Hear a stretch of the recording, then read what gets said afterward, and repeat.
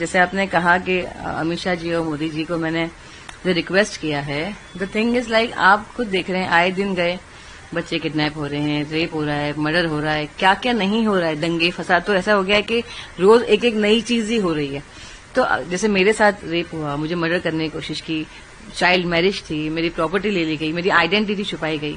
تو میرا یہ کہنا تھا صرف میرے لیے نہیں، میں نے ہر کوئی جنتا کے لیے، پورے دیش کے لیے کہا ہے کہ لا اسٹرکٹ ہوگا تو لوگ کرائم کرنے سے پہلے ڈریں گے کہ بھائی اس کا یہ نتیجہ ہونے والا ہے۔ تو لا شوڈ بی اسٹرکٹ۔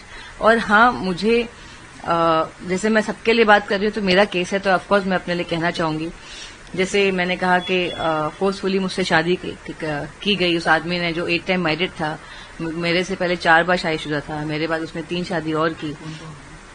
میرے ماما کے لڑکے ہیں، ماما کا انتقال ہو گیا تو وہ ہمارے گھر پہ ہی تھے، اس کا نام ناصر حسین شیخ ہے۔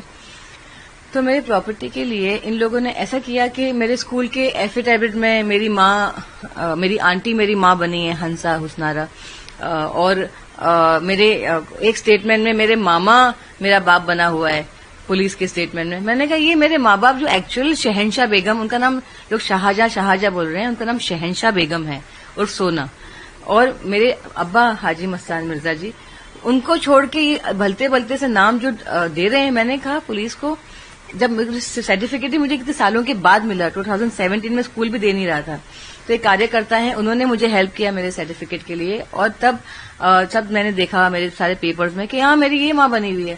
اب وہ shock to see all this thing, کیونکہ ڈاکیومنٹ سرٹیفکیٹ مجھے مل گیا تھا لیکن یہ سب ایفیڈیوٹ یہ سب میرے پاس تھے نہیں۔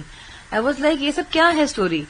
اور ابھی کیا ہے کہ دا تھنگ از، جیسے میں نے کہا آپ پوچھ رہے ہیں، تو میں چاہتی ہوں کہ جو انسان نے اتنا کرائم کیا، ایک بچی کو ریپ کیا، ایک بچی کو مرنے کے لیے چھوڑ دیا، لوگ کہتے ہیں، پولیس بھی مجھے کہتی ہے اتنے سال آپ کیا کر رہے تھے؟